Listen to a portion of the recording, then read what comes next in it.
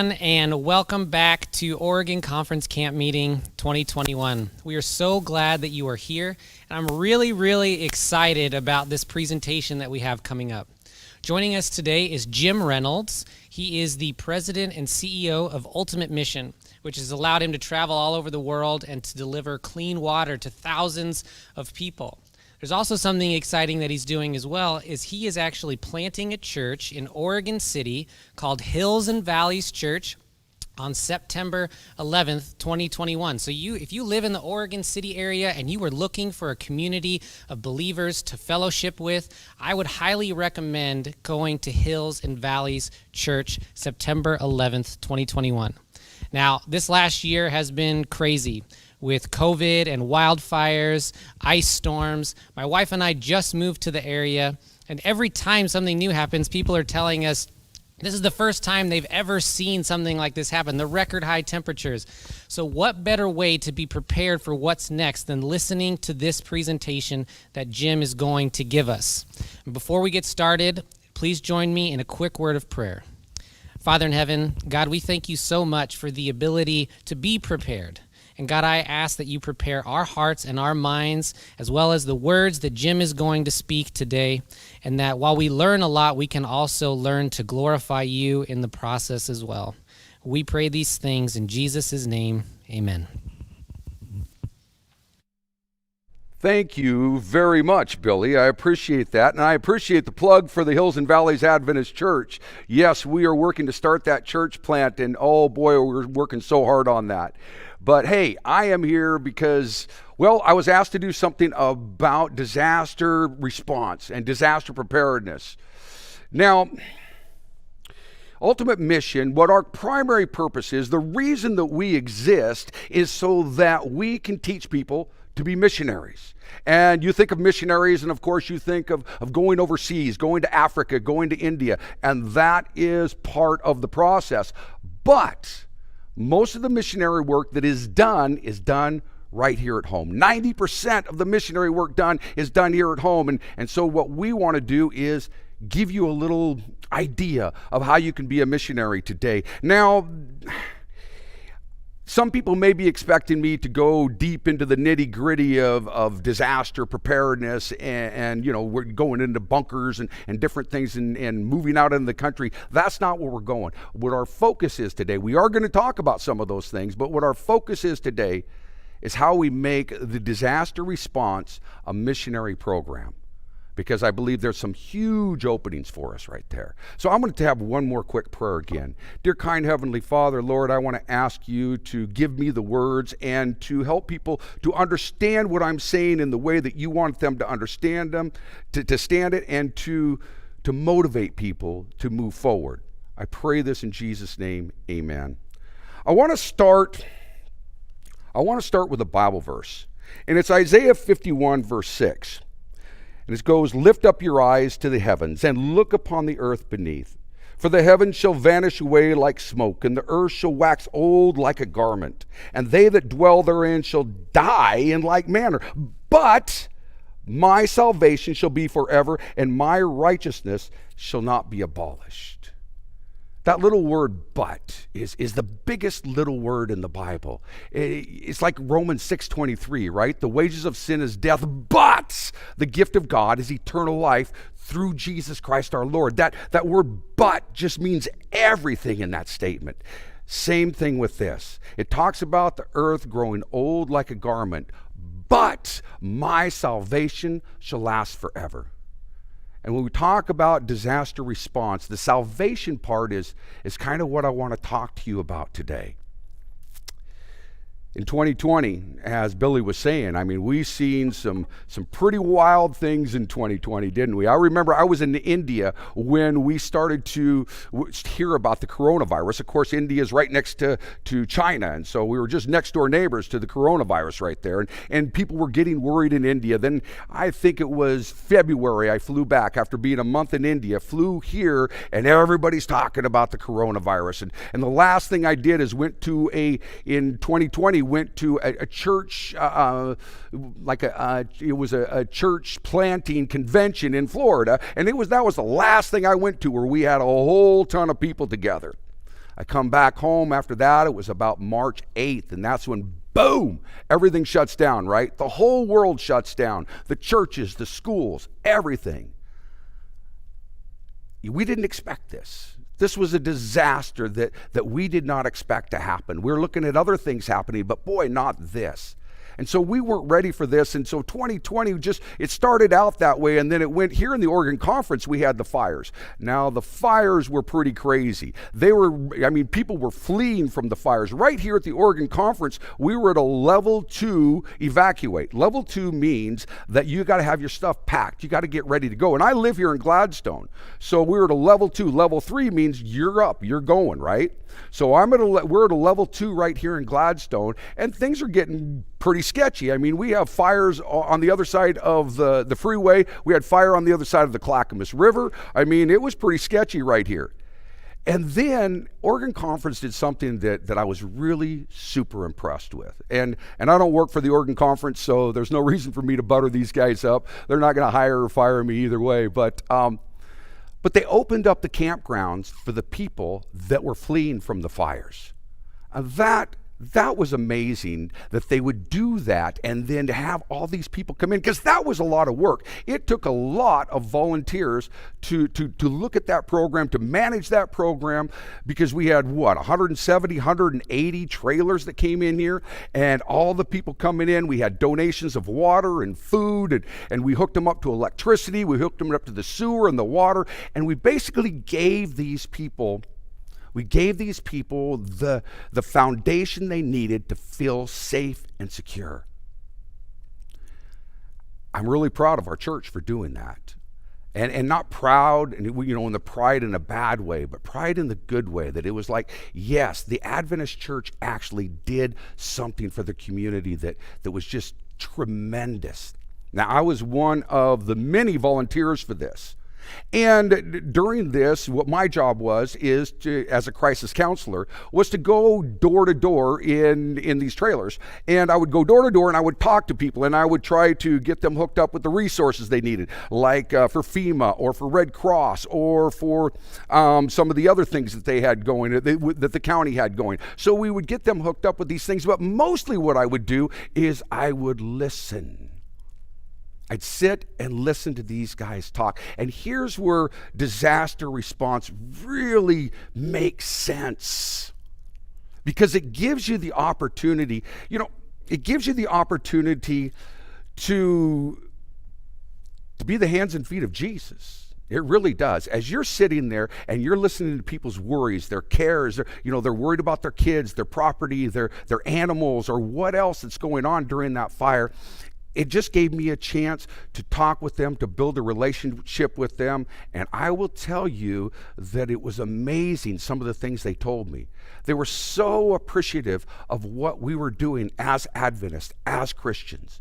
A lot of these people were not Christians. That not only did they not know who an Adventist was, but they really hadn't gone to church. They weren't very good. They weren't Christians at all. But they got to see Jesus in what we were doing.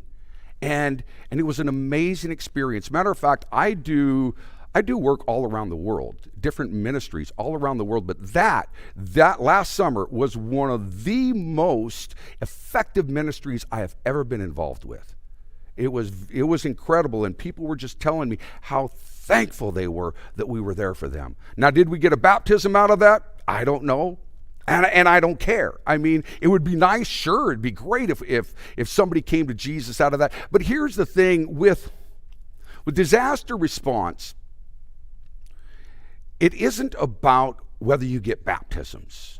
It's not about if somebody's going to end up at your church because you are helping somebody in the middle of a disaster. What you're doing in disaster response is you're doing it simply because you love people. And the more I think about it, really, that should be the reason we do any ministry. I don't care if it's an evangelism series, a Bible study, or if it's disaster response or a health program. If we have an agenda, people can tell we have an agenda. We don't need an agenda. Our agenda is love, because people can see through you, right? And if they can see an agenda, they're not going to follow what you're doing. They're not going to be really, you can't reach their heart.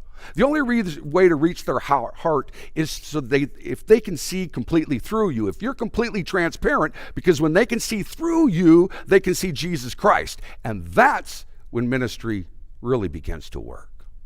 And that's what we were allowed to do here at the Oregon Conference when we brought all these people in. And it was just an amazing experience. And I want to share that. I would love for everybody to have this amazing experience. You see, God has brought us to this point for a reason. We Adventists basically, this disaster response is in our DNA. I don't know if a lot of you know the history of the Adventist church in disaster response, but ADRA has been doing this since I think it was 1959.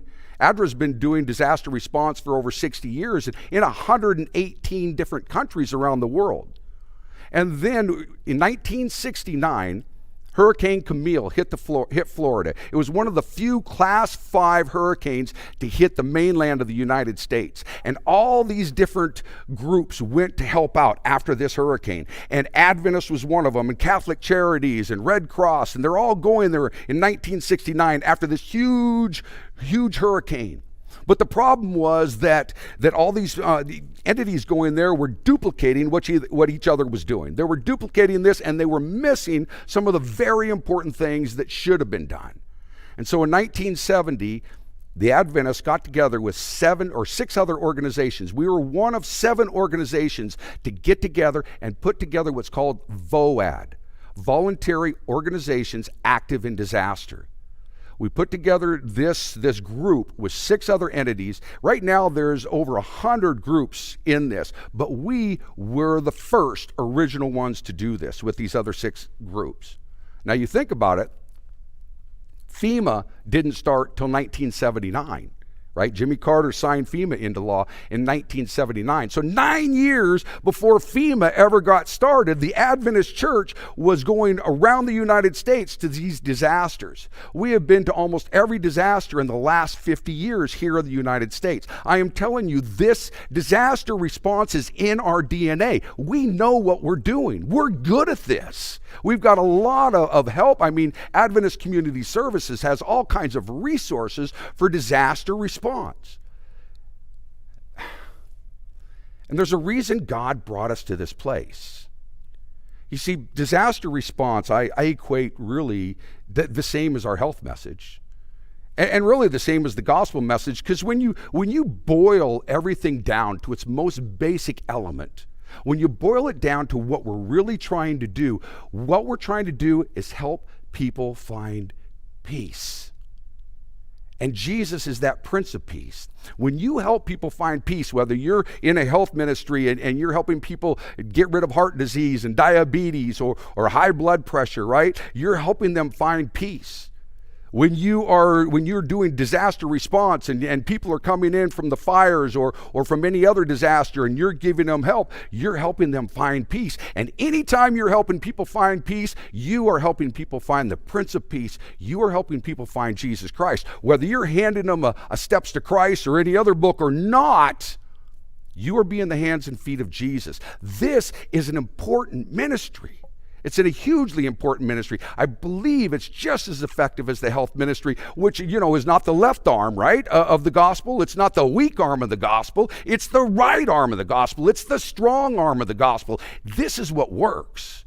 And this is why I'm so excited about doing this disaster response program in these times we're in, because we know, I'm not an alarmist. I'm not telling you the world's going to end tomorrow. This is not where I'm going with this, but we are watching the world grow old like a garment. We're watching it happen. We don't know what's next, but guess what? We've got the tools to help people and to help them find Jesus Christ. I want to, we've had so many disasters between the fire, the ice, and the coronavirus last year. We've had so many of these things happen that we've almost forgot about what is hanging over our head. Now, I'm gonna tell you some things today that should scare you. It really, really should scare you. But I wanted to make sure that you know that there's salvation and there's hope. But I'm gonna bring something to you right now that should make you step up and think about what you're going to do tomorrow or this afternoon even. So what I had, we've got like a 4.5 minute video that we're going to show. I want them to show that, and then afterwards we will talk about this some more.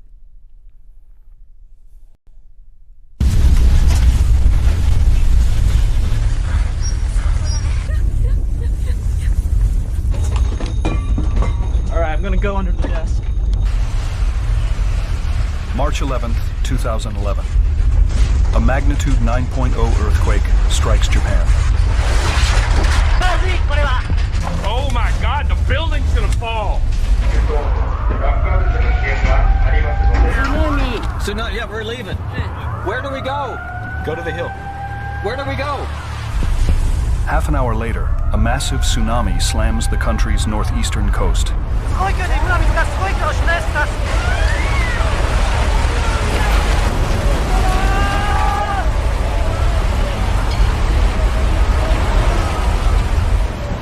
Leaving an unprecedented catastrophe in its wake.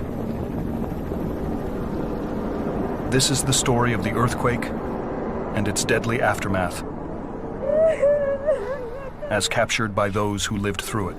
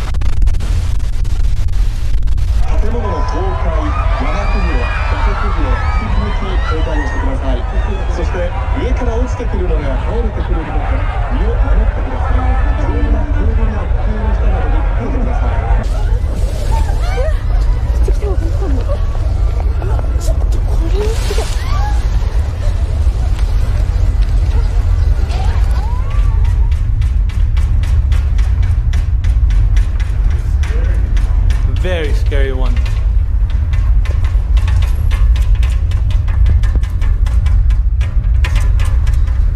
Look at it, you can see it shaking up there.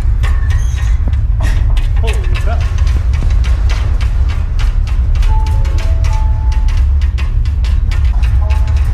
Jeez Louise.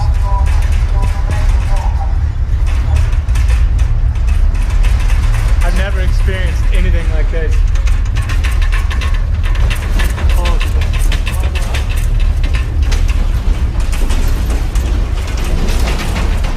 There's going to be a lot of damage in Tokyo. Under the desk. Oh my God. That is the biggest earthquake to date. It is still going. Oh my God, the building's gonna fall.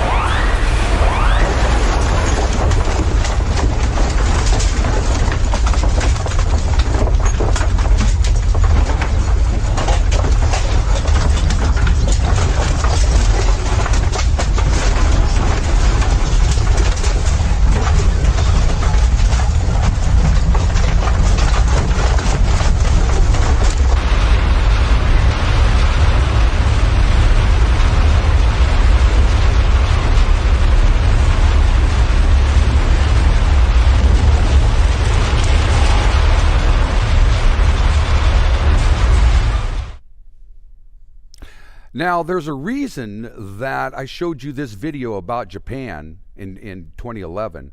Japan is basically a mirror image of what the subduction zone looks like in the United States. So that was a 9.0 earthquake that they just experienced. There's actually more than that. I just showed you the first 4.5 minutes of a 15-minute video, and these are what it is people took a bunch of cell phone videos, they put it all together and made this one video out of it, and it's pretty amazing what you see.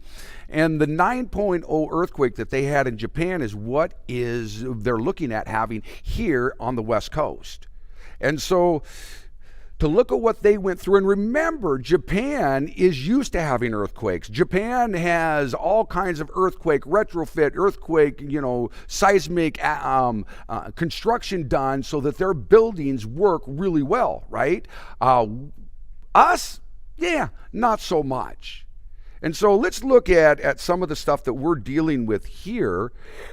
So this, I'm not sure how well you see this picture, but so this picture shows what we call the ring of fire, right? So you see all the red lines going around in the ring of fire, and I'm hoping you can see the blue stars that are on there. So what those blue stars represent are earthquakes that's happened in the last 60 years. Now what you see is there's one subduction zone up there, one red line, it's called the Juan de Fuca Fault, that has not had an earthquake in the last 60 years. That's us. That's us. Out of this ring of fire, everybody else has had a major earthquake except for us. The average time between Cascadia events is 246 years. The last earthquake was it says 317. This slide's a little older. It was actually 321 years ago. So as you can see, we are well overdue to have the subduction zone earthquake that is being predicted.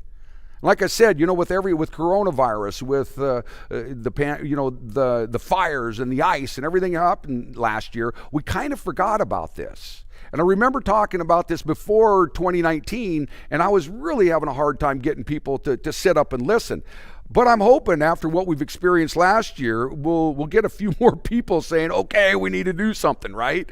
There's scientific evidence behind the Cascadia subduction zone earthquake. They're not just guessing about this stuff. So ships will go off the coast and they will get soil samples. They'll get core samples of the sand beneath the ocean. So what happens is when you have a Cascadia event, you'll have a tsunami that'll wash way up on the shore, and it'll bring down the earth from the shore into the ocean. And so what you end up with is layers of dirt and sand, dirt and sand. And with that, you can tell, well, when you have an age to go with, which we do with the last subduction zone, we know happened in 1700. And so when you have those ages, you can estimate, okay, here it is between events. This is how long it takes. So we also have what they call a ghost forest.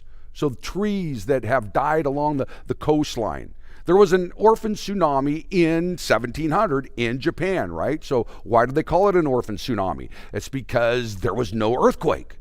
There was no reason to have a tsunami, but that happened because of the tsunami that we had here in the U.S., and it just washed back to Japan.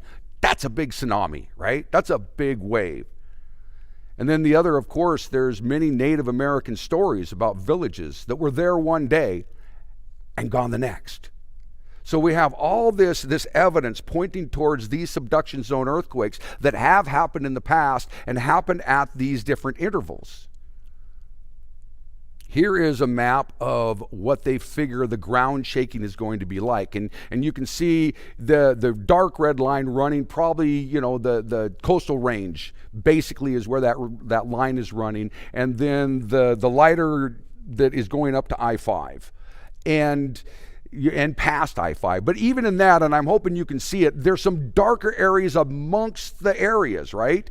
And so although it may only be a certain amount from I-5 to the coast range, there's going to be areas within that are going to be hit even harder. So this is not going to be something this is what the coast is going to look like, just to give you an idea. This is what Portland's going to look like. There is a lot of unreinforced masonry in Portland. I was for a while, I did estimating for a masonry contractor. And one of my jobs would be to go to some of these buildings in downtown Portland and take a piece of steel and run it into the joints between the bricks. And there's so many buildings down there that mortar just comes right out. Matter of fact, there are buildings down there, big, huge buildings with brick where you can take the mortar out, you can scratch it with your fingernail. Another problem is going to be chimneys. So the problem with chimneys is there is actually no way to really stabilize them to get through an earthquake. So the problem is when you add steel to a chimney, instead of a chimney during an earthquake just crumbling and falling down, the whole thing actually falls down. And the real problem comes, so chimneys have to be 2 feet above any combustible point within 10 feet. So what this means is if you have a roof that's got a slight pitch, your chimney doesn't have to be that tall. But if you have a steep pitch roof, your chimney can be 15 feet above the roof line. That's over a ton of material sitting over top of your roof line. And if that ton of material comes down during an earthquake, you got a 50-50 chance it's coming into your living room. Pray to God that you're not sitting under it. The only way to retrofit these, they'll try to tell you can add steel to this. It doesn't work. The only way to retrofit these is to bring the chimney down below the roof line and then run a stovepipe up. It's not very attractive, so people don't want to do it. But I'm telling you, it could save your life. There's going to be a lot of destruction with the 9.0. The bridges in Portland, we're probably going to lose them all. Now, what ODOT tells us is that what ODOT stands for, I can't remember, but the Oregon Traffic Control, basically, what they tell us is 50% of the bridges in Oregon are going to probably fail during an earthquake. Even the newest bridge downtown, the Tillicum Bridge, the problem with the Tillicum Bridge is it's built on sand. It is going to suffer from liquefaction. So what liquefaction is the best way to think about liquefaction is if you take a handful of sand and you put it in a pie pan, and you put it in a pile in a pie pan, and then you shake the pie pan. And you know what the sand does, right? It just flattens out. That's liquefaction. And that, anytime you're built near a riverbank, anything like that, you're going to get some of that liquefaction or a lot of that liquefaction with a 9.0, and you're going to lose the bridges. Half the bridges were built before 1970, and then it wasn't until into the 90s when they really started building the bridges to be able to handle a 9.0 earthquake. The other problem is that even some of these bridges that are built to handle a 9.0 earthquake, the ramp leading up to the bridge is not built for a 9.0 earthquake. So what they figuring they can do is they can come in and they can rebuild that part of it pretty easily. But until that happens, let's look at what some of the predictions are. Here's your energy hub in Portland. This is all built along the Columbia River on what? On sand. Liquefaction, there again. So this is all our oil, all our gas, all of our electrical grids coming from here. It is just going to be completely devastating with this 9.0. Are you scared yet? I'm telling you, I don't want to scare you, but I'm saying we all need to be thinking about this because we are not ready. We're not ready. We're not ready if this happened tomorrow. We're going to have a lack of services. Fire and police. Here are some of the predictions. Electricity in the valley, in the Portland-Salem Valley, 1 to 3 months without electricity. At the coast, 3 to 6 months without electricity. Police and fire stations, 2 to 4 months without police and fire. Now, I don't know if some of you remember Katrina and what happened when that Hurricane Katrina came in and what happened to the New Orleans area when the police pretty much gave up and left. It was devastating. There was horrible crimes going on there. We're going to be without police and fire for 2 to 4 months. Drinking water and sewer, 1 month to 1 year in the valley. 1 year without drinking water and sewer. Are you scared yet? Drinking water and sewer at the coast, 1 to 3 years. Top priority highways in the valley, I-5, I-84, 205, 6 to 12 months. Now remember the coronavirus, the toilet paper. Who can forget the toilet paper, right? Wasn't that the craziest thing you ever seen? I mean, people just went, I mean, the food was all there, but the toilet paper was gone. Didn't have a 1-to-1 ratio. I don't know what was going on with that. But that was part of the problem with that is, one, it was hoarding. Number two, it was people, the truck drivers weren't getting through fast enough. Now imagine if our highways, all our major highways are shut down for 6 to 12 months. At the same time, everybody is raiding the stores. Remember the toilet paper aisles? The whole store is going to look like that. And there's going to be no trucks that can get through because half the bridges in Oregon will be down. Healthcare facilities, 18 months. Dialysis, oxygen, broken legs, broken arms, crush injuries. No healthcare facilities for 18 months in the valley. At the coast, up to 3 years. Are you worried yet? I think we need to be. There is good news. There is good news, though, because, see, one of the best things we can do is to get to know our neighbors and to build a community around us. And so there's good news. And there's some things, there's a lot of things we can do. I mean, I could go through list and list of things you could do to prepare for this, but you can Google this easily. You don't need me to read off list to you. Google it, think about it. I did bring some things today that is not so easy to find on Google that I have learned from some of the things that I've done with disaster preparedness and then some of the things I've done in third world countries. So a couple things that I take to third world countries with me. One is this book, Where There Is No Doctor.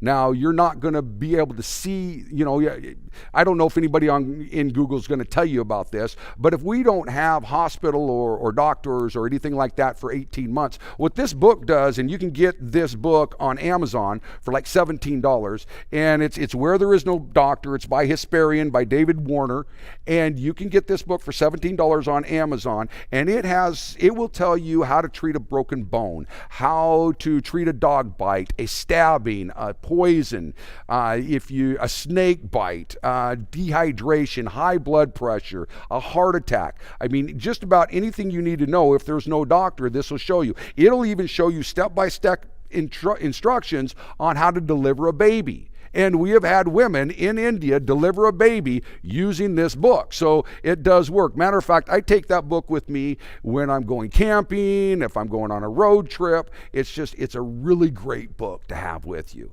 Now, another book that I have in my bug out pack is the U.S. Army Survival Manual. This is $7. You get this for like $7 on Amazon. Between this book and Where There Is No Doctor, I mean, you're setting pretty good. You've got some good basic knowledge that you could use in case of emergencies. Another thing that I have is, well, I have a backpack, and I put this in the backpack just to show you guys, but I have a backpack, and in this backpack, I have my bug out kit, right? So it's something that I can grab on a moment's notice anytime, and it's got everything from a flashlight to batteries, shelter, fire building stuff, and things like that. It's got all that stuff in here. But the other thing this backpack is good for is this, and it's a water brick, and this is something I haven't heard a whole lot of people talk about. But the thing is when we need to go get water, one of the problems is, how do we carry it? Even if we go to a point of distribution, which is called pods, point of distribution is a place where the Army or somebody will come and deliver water to. How do you carry the water back? If you got to go to the river, how do you carry the water back? And so you can get these at waterbrick.org. And they're like $38 for 2 of them. And the neat thing about them is they're like Legos. So you can get 10 of them, and they kind of stack together like Legos. And they hold 3.5 gallons of water, and which is about right, because when you're carrying water, and so what I do is a bicycle. I think during a subduction zone is going to be very important. So I can put this in my backpack, get on my bicycle, ride to the river or anywhere else I need to go, fill this up with water, put it in my backpack, and get back home. Now, carrying a 5-gallon, I don't know how many of you have carried a 5-gallon bucket of water, but it gets really, really heavy after a few steps. And so that is another kind of neat thing that I wanted to show you. One of the things that water is going to be very important. Store some water. Bottled water virtually lasts, it lasts a long, long time. Get a couple, they're cheap. Get a couple cases of bottled water. Throw a case in your garage, throw a case in your house, put some in your car. Make sure that you've got some survival stuff in your car. What if you're at work when this subduction zone happens? Just make sure you've got this in different places around your house, because if you put it all in your garage and your garage collapses, hey, then you're in trouble, right? So basically what I'm trying to say is put an emergency kit together, put a bug out kit together, get some water. You can only live a few days without water, and you need to have clean water. And I'll guarantee you the rivers around you, if you're anywhere in the Portland area, they're not going to be clean. You're going to have to find a way to clean that. And that's where the Maudie Drop comes in. So I'm going to tell you a little more about the Maudie Drop, but this is a product made out of the University of Virginia. And we give them away by the thousands in third world countries. Matter of fact, Ultimate Mission was the Vacation Bible School mission project for 2018, and they raised thousands of dollars for us to buy these Maudie Drops and give out. And they do wonders. And so I'm going to explain the Maudie Drop a little more to you here in a little bit. But mapping your neighborhood is very important. Getting community together, get your neighbors together. And now I'm going to tell you about this book here in a second as well. This is a book that I came up with. I'll tell you the story here in a second, but I came up with Adventist Community Services and Ultimate Mission put this book together. This I wanted to show you this is my house. This is my front yard. These are my neighbors. 2019, 9/11, matter of fact, 9/11 2019, we had this party in front of my house where I had root beer floats and all my neighbors. And you see that one man shaking the other man's hand. These neighbors lived basically across the street from each other and had never met. It is so important that we get to know our neighbors and the people in our community. I will tell you, during the ice storm, these neighbors that we got to know, when power lines went down, we were all out there getting the power lines off the street. We had orange cones putting up so cars wouldn't drive over them. We were helping each other with firewood. We were helping each other. And this is because we did this. We got to know each other. We were checking on each other. We had some older people in the area, in the neighborhood, we had to check on, make sure they were okay. This is so incredibly important and such a wonderful way to build community. So then this last little phrase, true resilience is not in having a fortified home that can stand in isolation with an abundance of toilet paper. Although, after 2020, we learned we do need some toilet paper in the house. True resilience is in our relationship to each other, because wherever those relationships exist, home will rebuild itself. And it will have to. It will have to. So I told you I was going to tell you a bit about that book. So here I came to it. Like I said, we had the Maudie Drop. Now the Maudie Drop is a 2-ounce ceramic tablet infused with silver ions. This 2-ounce ceramic tablet will keep a family of 5 in clean water for an entire year. This has a perpetual shelf life. You could stick this up on the shelf for 100 years, pull it down, use it for 2 weeks, put it back up on the shelf for another 100 years, pull it down and use it for 50 weeks. This is ceramic. It's not going to wear away. It's not going to go away. You put it in a 5-gallon bucket of water, and 24 hours the water's safe to drink. You use it day after day after day for 365 days. We're using this in India and in the Philippines, and it is saving lives. It works. I've tested water. I've drank water. Some of the worst water that you can imagine I've drank after using this, because I wasn't going to give it away until I tested it myself, right? I know it works. I've done it. So the Maudie Drop is something that is very important. And then, so here's the book I was telling you about. So what we did is I was trying to figure out how to raise more money to give those Maudie drops to these different countries. And so I came to Adventist Community Services and I said, hey, how can we include this in our disaster response program that you have? And it was funny, Laura Pasco was there at the time, and Gary, actually behind the camera over there, is the one that sent me to Laura. So you have a big part in this, Gary. You don't get to see Gary, but Gary was a big inspiration for this. But so I asked Laura, and she says, and I think it was God that just gave it to her, because I don't know where it came from, but she said, actually, the thing that we have found is the best way to prepare for a disaster is to get to know your neighbors. Now, remember what Ultimate Mission does. Ultimate Mission trains missionaries. And so a light went on. It was like bing. It was like, yeah, we have this Maudie drop. What if we put it together with a book and we used it as a way to get to know our neighbors? And so what we did is we made this book. And so this book, and I'm sorry I don't have the pages up for you guys on this book, but this book has a lot of things in it where you map your neighborhood, where you a list of things that you need to store in your house, a list of things that you need to use as a to-go kit, and it has a list of what to say to your kids when disasters happen. It has a health risk assessment test, because none of us want to be about to have the big one when the big one hits, right? And so we have the health risk assessment test. But the most important part of this book are these 2 pages right here. This is the relationship part. So what I did is I went to my neighbors. I went to 20 different houses in front and behind me, and I invited them to come to this party that I had in my front yard. And I told them I was going to give them this book. And in this, then you seen that we were sitting in a circle in the one picture I showed you. And so what would happen is everybody had one of these books. And the first person in the circle gave their information, their name, their address, their email, their cell phone number. We've got all our neighbors' cell phone numbers, and no, they don't mind giving it to you. And then their kids' names, their spouses' names, their pet names, all these different things. And when they're giving you their kids' names, they're telling you stories about their kids. They're giving you their pets' names. They're telling you stories about their pets. And then what is their special skills? What special skill do you have that you could use if we had a disaster? And so then you find out what they do for a living, what their are they, we found there was a nurse, there was a machinist, there was a plumber, there was an electrician. I mean, we had all this right here in our neighborhood. And so you start to build these relationships. And that's what this is. It's a relationship builder book. It also has one of these. So what we did is we took this book, we put all the information in it, and we put a little flap in back where the Maudie drop fits in, and then one of these. And these are pretty cool, because if you see firemen or first responders go through an area, they'll put an X on doors they've checked. Well, that's basically what this is for. If you have a big earthquake, you put either this on your front window or go ahead and keep going, one of these.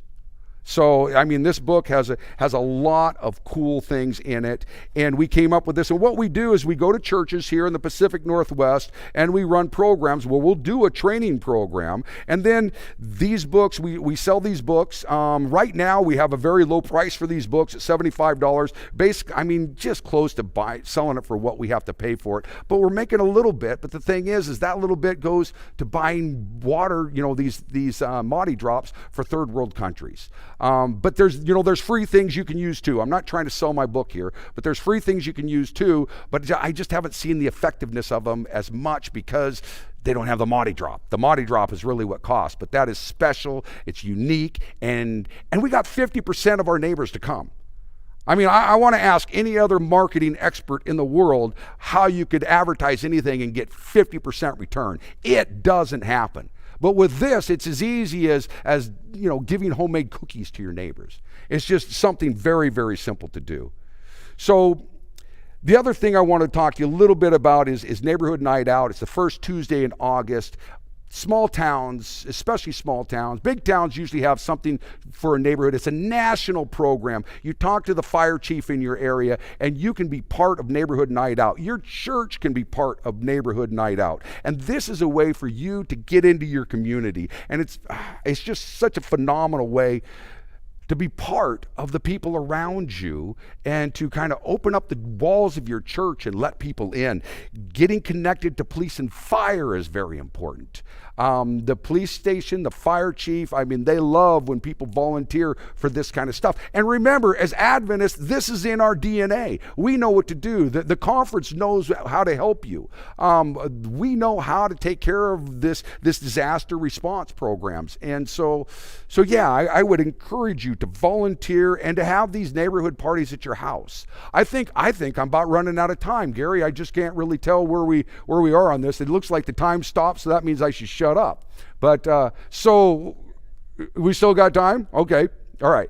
So anyway, well, I'm about to the end of what I wanted to do, and then have Billy come up and throw some questions at me. Hopefully some of you were able to put some questions in. I'll try to answer them, and I'm not 100% sure I can, but we'll do the best we can. But yeah, a lot of these small cities have low manpower. And they want to do a neighborhood night out, but they don't all have the manpower to do it. If your church goes to your city, especially if you're in a small city, and says, hey, we'd like to help you with your neighborhood night out, how can we help? At the very least, they're probably having something somewhere where you can put up a booth and talk about your church and how your church would be part of some sort of disaster response program. But at the very most, if nobody else is doing anything in your area, you can probably get the fire trucks and all that stuff down to your church and have a big neighborhood night out in your church parking lot. There's just so many opportunities with this to reach inside of the community and to build relationships. Like I said, this isn't a bait and switch. This is something I do because I love you. This is why I'm doing this. But here's the thing, as I said, we are our core, what we're trying to do down to the core is to bring people peace of mind, and the only true peace of mind comes from Jesus Christ. So when we bring people peace, we bring them Jesus. And that's our goal. And we let Jesus take it from there. So Billy, all right, do we have questions? How do we want to set this up? What's that? Okay. All right.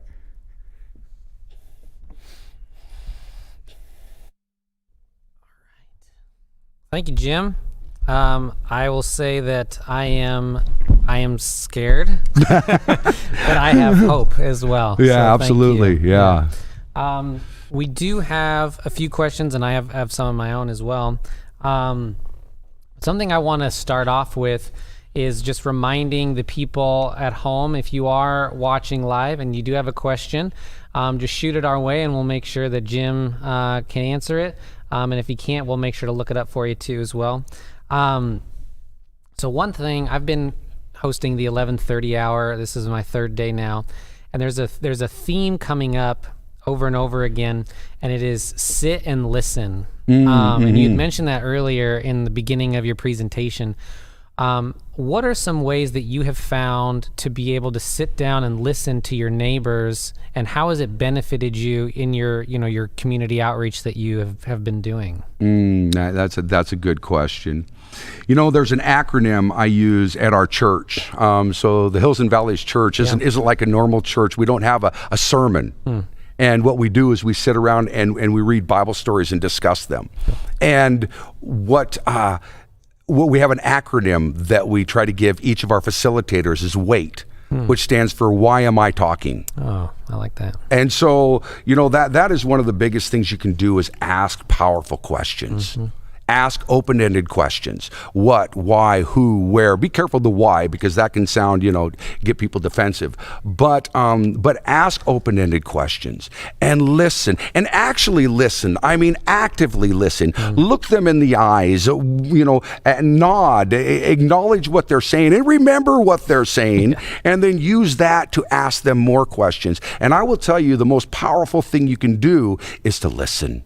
Is to just listen, because people have a lot of problems, right? They have a lot of issues, and I don't care if you're in Lake Oswego or if you're in downtown Portland or wherever you're at. People have a lot of problems, and you can help them work those problems out by listening, by simply listening, because when you start to verbalize your problems or your issues, it starts lining things up in your mind so you understand even better what you're thinking because you have to verbalize it.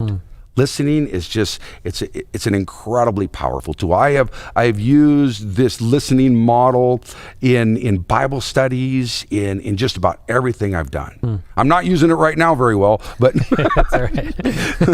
but yeah. I love it. I really like that. And in James chapter 1, in the Message translation, it says, lead with your ears. I really like that. Like we should be leaders that are leading by listening first. Yeah. I really like that. We do have a question from one of the viewers. It says, what alternative is there for toilet paper if the plumbing isn't working? Well, the best alternative, and it's an icky alternative, and the best one I can think of, because I've thought about this a little bit. You thought about leaves and whatever, and the newspaper and stuff like that. But what they do in India is they just have a little bucket of water, right? All right. I don't know. We're getting into an area that, but yeah. So it's if you don't have, I just say go get some toilet paper. Sure. It's not that expensive. Sure. Since 2020, all that happened, I got a couple things stocked up in there. I'm not dealing with that one again. Yeah. All right. So what beyond like your front yard with the root beer floats and everything, are there other ways that we can help the people listening to connect with their neighbors? Is there things that you have found that are maybe a little less daunting than throwing a party for your neighbors that you have found helpful for you? I have done other things with my neighbors. We have something called Follow the Star that we do every year. I'm hoping that we'll be able to do that this year. And inviting neighbors to those type of programs that aren't so churchy, Sure. Invite them to church too. Don't get me wrong. You can invite people to church, but sometimes that's a little rougher than inviting them to something like this. But I will tell you, this is the easiest thing I have ever invited my neighbors to. My dad was a colporteur, literature evangelist, right? And so ever since I was 6 years old, I was knocking on doors with my dad when trying to sell religious books. So I have no problem walking up to a door, but I know a lot of people do, right? But when I go up to neighbors are just so accommodating as soon as I tell them I'm a neighbor. Matter of fact, I went to a house and you see the no soliciting signs, and I always respect those no soliciting signs. And I seen the no soliciting sign, but it said no soliciting unless you're a girl selling cookies or a neighbor. And so it's just so easy to go up to your neighbors and talk about this. The one other thing we did, Gladstone Park Church did, I thought was really cool, is we baked little loaves of homemade bread. And we walked around and handed those out to the neighbors around the Gladstone Park Church. Yeah. So that was pretty cool too. That was really easy. I like that. Yeah. And when connecting with your neighbors and talking about their skills for disaster response, what is the response that you got from them that you were preparing for something like this? And how does presenting a disaster response community, how's that gone for you? Has it been challenging, or was it quite easy to say, hey, this is kind of the presentation that you gave us. Can we gather as a community to support one another? Was it easy, or was it more challenging for you and your group? It was easy. I'm telling you, this is so easy. It's because you get your neighbors, so here's the thing with the neighborhood is you can get into a group of people that you don't know, and you don't know what you have in common, right? You have no commonalities. Well, with your neighbors, you already have one commonality. You live on the same street, right? You live in the same place. I did this program in Portland, and the neighbors started talking about the drug dealers down at 7-Eleven, right? And started working out how they were going to start protesting and all that and to the owner of that store. I mean, you have something in common right off the bat because you live in the same place. Your kids maybe go to the same schools. You drive the same roads. So it's just Neighbors come together very, very easily. It's in everybody's best interest. Yeah. I mean, because this isn't just good in case of a disaster. It's good if somebody's walking down the street that nobody knows and it looks a little bit shady. It's good if you're on vacation and the water's pouring out of the front of your house and your neighbor has your cell phone number and can call you. I mean, there's so many advantages to this, and it's so simple. And that's what the people I have the hardest time I have with people doing this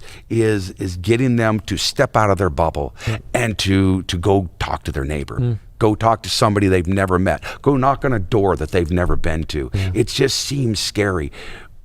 And I don't know what to tell them except, you know what? We've got the Holy Spirit. We got Jesus Christ. And he should get, the Bible, I think it's over 350 times the Bible says, do not fear. Yeah. Do not fear. So listen, do not fear. Get your bottom off the couch and go talk to your neighbor. Quit being afraid of it. Yeah. And that's easy for me. I'm an extrovert, and, so I don't want to get down too hard on people. But yeah, each of us has a story. Each of us has a commission from Jesus Christ, right? Yeah. That commission isn't an option, right? He doesn't say, if you want to, go reach the world. He says, go therefore. Yeah. Go. Yeah. There's no question. Yeah. And I feel like a lot of the times the fear that I personally have had and that I've dealt with others in talking to neighbors is a fear of like an insecurity about who they are or how they're going to present something or anything like that. But when you recognize the value that you have as a follower of Christ, there should be no insecurities, that God has placed you in this neighborhood for a reason. Yeah. And that could be to be in a disaster response scenario to show the love that Jesus has. And you're going to get nervous, okay? I'm going to fess up right now, okay? So I started off this presentation here, and it was a little bit nervous. Sure. It took me a couple minutes to get my rhythm down and get to where I felt more comfortable. My mouth wasn't so dry I could barely speak. I mean, all of us experience some of this. I remember the first time I went to something called Toastmasters, where you learn to do public speaking. And the first time I went there, they were just going around the table, and you had to tell your name and where you worked. My palms were sweating. I could barely take it, and it finally got to me, and I just barely blurted out what I was supposed to say. We all get nervous. And it's part of the deal. It's working through that nervousness, fighting through that, and then after a while, it gets easy. Yeah. I want to talk a little bit about your go bag. For people that maybe don't want to Google and they want to trust your expertise. Okay. What do you specifically, or maybe 5 or 6 things that you would recommend that everyone has in their go bag tonight if they were going to make one? I would have a couple bottles of water, and I would have a Modi drop. I would have a knife. I would have rope. I would have a tarp, some sort of shelter, something. There's some sort of shelter material, and fire starters. Ways to start a fire is very important. And then some people may not want to, or some may, but I keep some ammunition in there. And so, maybe I shouldn't have said that, but yeah, that's me. I keep. No, for sure. I'm a hunter, and so how's an Adventist a hunter? Well, I don't kill much, so I do okay. So do the deer most of the time. All right, so we got a list of good things that we can put in a go bag, and where do you personally store that? In your house, in your garage? Where is your go bag normally? On you? No, I'm not wearing it all the time. It's in the closet by my bed. Okay. So I mean, it's just jump and go. And a couple other things I have there is a whistle and a compass. Sure. And so it's close to my bed. It's in the closet, so I can just grab it at any time. And what I have in there is enough to last me a day, basically. Sure. So, and there's a lot more stuff you can put in there, and there's a lot more stuff. I'm trying to think of everything I've got in there, because I had to empty most of it out to put to come here today. Yeah. So what would you recommend people doing if maybe they don't know how to read a compass, or to look at a map or anything like that. Are there like certifications or some sort of classes that you can take that would help you in this type of environment? YouTube. Okay. Yeah, there's so much stuff on YouTube that you can look up. Just like anything else, I mean, YouTube's the thing. Yeah, Yeah. I agree. Yeah. All right. So you had mentioned the Mahdi drop and your little booklet that you have. Where can people go and get that information, or go to buy the booklet with the Mahdi drop and all that stuff? So ultimatemission.net, which is our website, ultimatemission.net, or just call my cell phone, 503-891-6040. Some people won't give their cell phone out, but 503-891-6040. Just give me a call. All right. I put my phone number out on 3ABN. It's you don't get that many calls, unfortunately. Yeah. If it starts ringing off the hook, then I'll have to change my mode of operandi. But yeah. And how many? You said, could you tell us again the price of the booklet? So I sell them in packs of 5 for $75. Okay. And basically, if you went online to Mahdi Drop right now and you check, they're $14.95 per Mahdi Drop. Okay. So basically, what you're getting is the book and the Mahdi Drop for the same price as you'd buy the Mahdi Drop. Now I can do that because I buy them 1,000 at a time. And they just raised the price. They were $6 a piece if you bought 1,000. They're going up to $8 a piece for my next batch. So like I said, right now it's at 75, but with everything raising prices, it may raise later.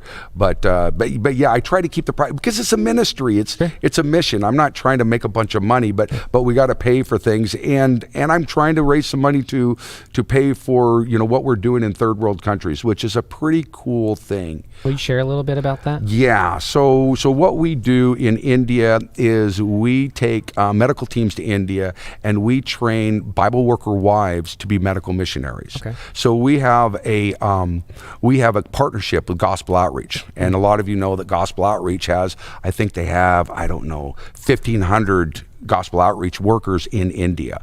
So what we primarily do is take the Gospel Outreach workers' wives and we teach them, and where there is no doctor book is what we teach them out of. Okay. And we teach them to do basic public health services, and then we stipend them. So we pay them to do 6 to 8 visits a day, 5 days a week. And it is amazing what these ladies have done, because their husbands, the Gospel Outreach workers, they can only get into certain homes, right? Because they're in really deep Hindu areas or Muslim areas, right? Yeah. And so they don't want a Christian in their home. But when their wife is a medical worker, they can open every single door in that village. And churches are growing and the villages are getting healthier, and women ministering to women is one of the most powerful things I've ever seen in my life. Just amazing. So God, that was a ministry God brought Ultimate Mission to, and we kind of just tripped over it. Yeah. And the Philippines is a little different. Although we started hiring Gospel Outreach worker wives in the Philippines they have care groups, so they're outreach groups in these churches. So what we do is we hired a medical professional in the Philippines, and she goes out and teaches these outreach groups to do medical missionary work. Oh, wow. And then Ultimate Mission supplies the blood pressure cuffs, stethoscopes, and all the medical equipment to do that. And then we also have feeding programs that we've done over there. And it was so cool because with the feeding program, there are a lot of malnourished children. Yeah. So we will pay to have these children fed for 6 months, 3 days a week. But while they're being fed, we are also having people do classes with the parents on breastfeeding, on gardening, on nutrition. Wow. And so we're not just feeding them, we're teaching them how to feed themselves. And I just got a picture back the other day of a bunch of kids going to the vacation Bible school that were part of the feeding program. That's cool. And then a picture of some people getting baptized that were part of the feeding program. Wow. So I mean, God just lays these things down in front of you, and it's amazing. That is amazing. What are some ways that if someone is motivated by what Ultimate Mission is doing, that they could help you guys out? Great question. So, one of the things Ultimate Mission is doing, of course, is this church plant, along with some other people. I mean, it's not just an Ultimate Mission church plant, but we're helping to sponsor it, and helping us with this church plant is one thing. We need volunteers to help us. If I had some medical professionals that wanted to help me look at reports that I get hundreds and hundreds of reports every week that I have to go through. If the Holy Spirit impresses you, we do a sponsorship of $70 a month per woman, and you can hire your own healthcare worker to work full time for $70 a month.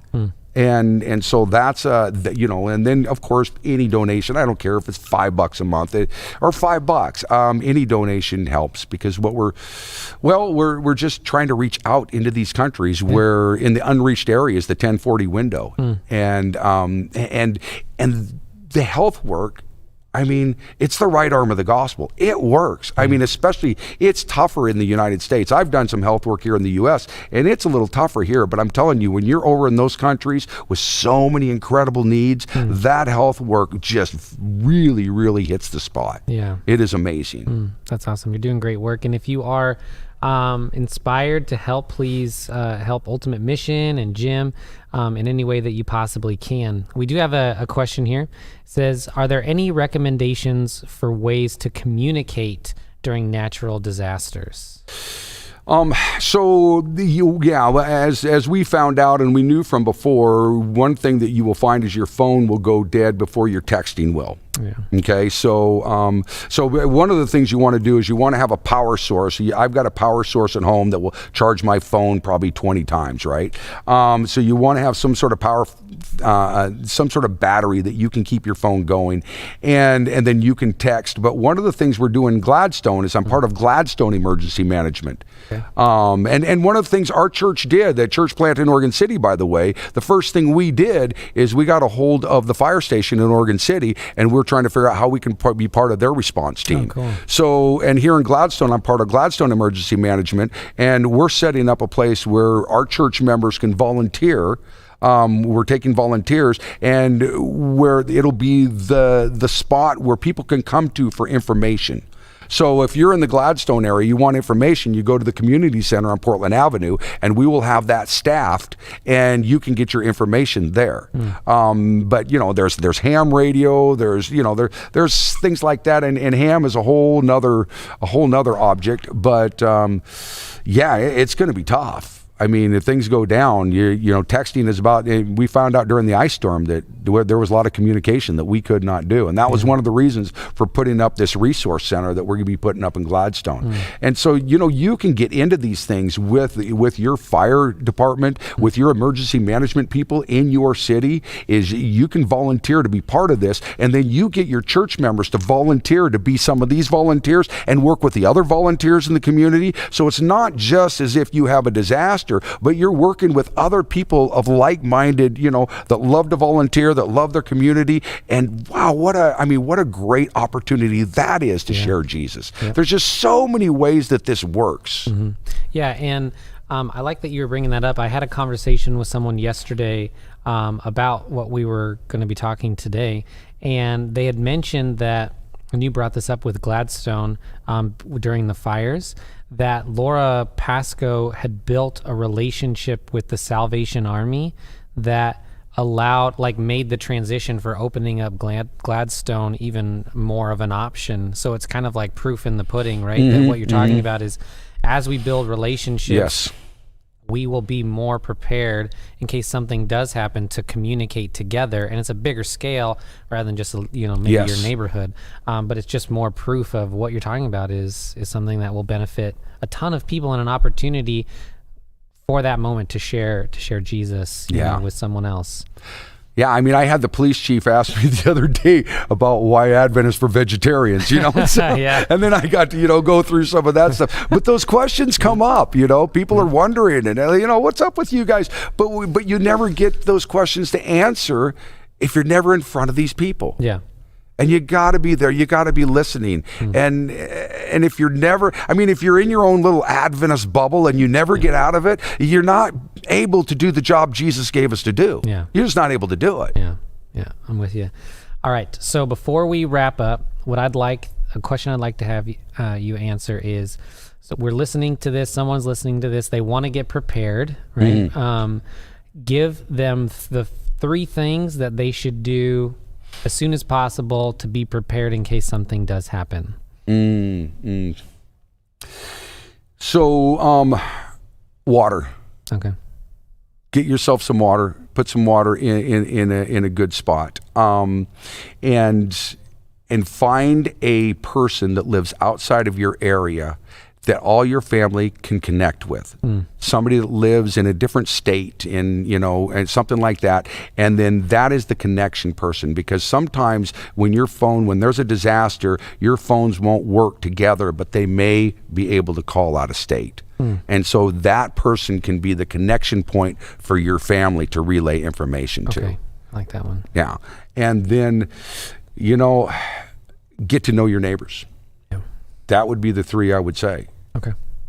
So water, connection outside of the state that people can communicate that your family with. So you can make sure and connect with your family. You want to do everything you can to connect with your family if this disaster happens. That's going to be your biggest worry. That's part of the reason that we're not going to have fire and police right off the bat, because they're going to be connecting with their family. They're not, and they've told me that. Yeah. I mean, the firemen, the police, they've said, hey, this big thing happens, we're not worried about you. We're going to make sure our family's safe first. Yeah.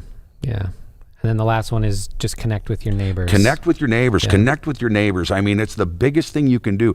Your neighbors have resources you don't have. Your neighbors know things you don't know. There's no way to have everything. There's no way to know everything. But as a community, and as a group, you can all take care of each other and you can all survive. Yeah.